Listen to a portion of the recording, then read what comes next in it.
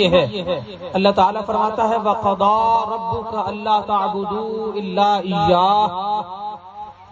اور فیصلہ ہے تمہارے پروردگار کا،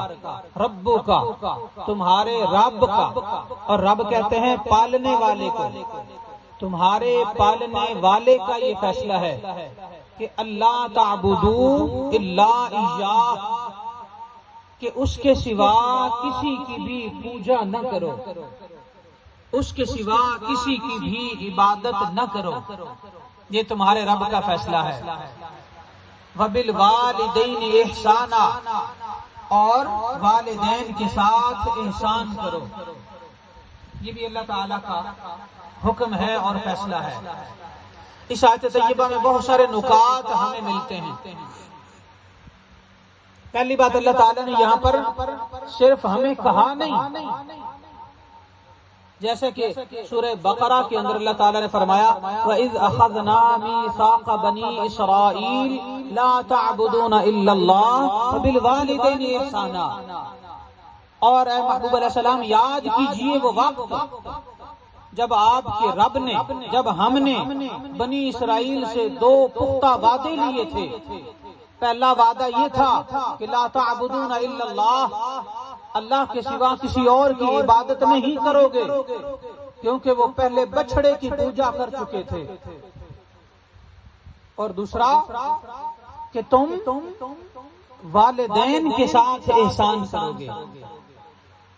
یہ بھی بڑا سادہ سا ترجمہ ہے۔ تو یہاں اللہ تعالیٰ نے باقاعدہ بنی اسرائیل کا پرانا واقعہ بیان فرمایا ہے۔ اس واقعے کو پہلے بیان کر دیا رب کائنات نے بطور ہسٹری، تاریخی واقعہ کے طور پر،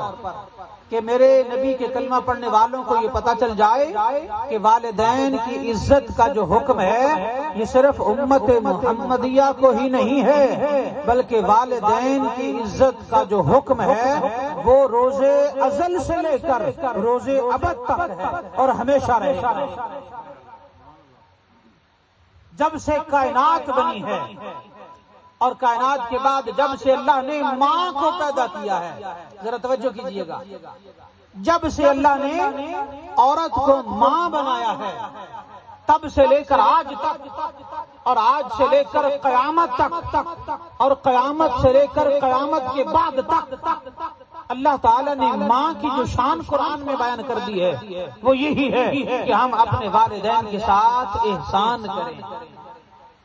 یہ میں بار بار احسان لفظ بول رہا ہوں، ابھی میں نے اس کا ترجمہ نہیں کیا، آئیے میں اب ترجمہ کرتا ہوں۔ والدین کے ساتھ احسان کرو، ہماری زبان پنجابی، پٹواری، کشمیری، اردو مکس ہے۔ ہمارے ہاں جو لفظ احسان ہے اس کا کیا ترجمہ ہے؟ اگر ہم اپنے علاقائی زبان پر غور کریں تو احسان کا ترجمہ یہ بنتا ہے کہ ہم میں سے ایک بندہ اگر کسی کو قرض دیتا ہے، وہ مشکل میں ہے، وہ بیمار ہے، اس کے بیٹے یا بیٹی کی شادی ہونے والی ہے، یا اس کا مکان بن رہا ہے، یا اس نے کوئی ایسا بڑا کام کرنا ہے کہ اسے زیادہ خرچہ چاہیے اور اس کے پاس نہیں ہے، وہ ہم میں سے دو چار لوگوں کو چنتا ہے،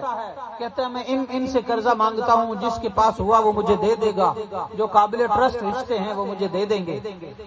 لہذا ہم قرضہ دے دیتے ہیں، اور جو قرضہ لینے والا ہے وہ اور قرضہ دینے والا، ان کا آپس میں ایک رشتہ سمجھے بن گیا، ایک تعلق بن گیا۔ جو پہلے تعلق تھا وہ تو ہے ہی،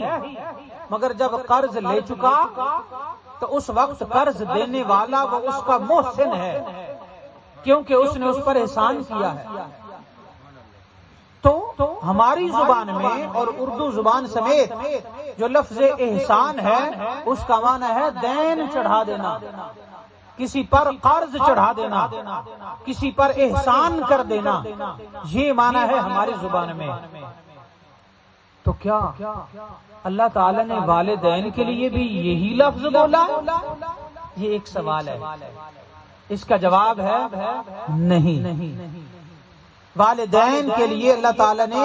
احسان کا یہ معنی نہیں رکھا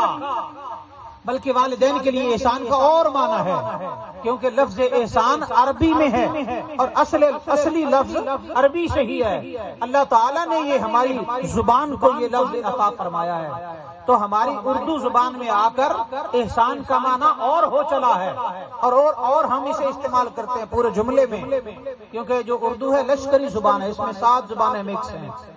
اس کے باوجود جو لفظ احسان ہے یہ 2 جہانوں کے رب نے ہمیں عطا فرمایا ہے، اور قرآن مقدس کی زبان میں،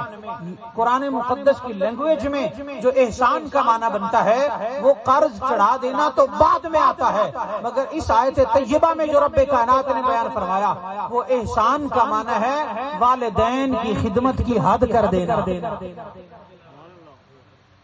والدین کی خدمت کی حد کر دینا،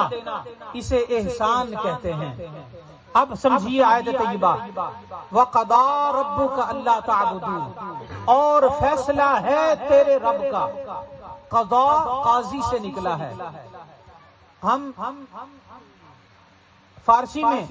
اور اردو میں صاد کے بعد جو لفظ آتا ہے اسے زاد بولتے ہیں، اسے دواد نہیں کہتے، اسے زاد کہتے ہیں، مگر عربی زبان میں لفظ صاد کے بعد جو لفظ آ جائے اسے ہم زاد نہیں پڑھتے، اسے ہم دواد پڑھتے ہیں۔ مائل بہ دال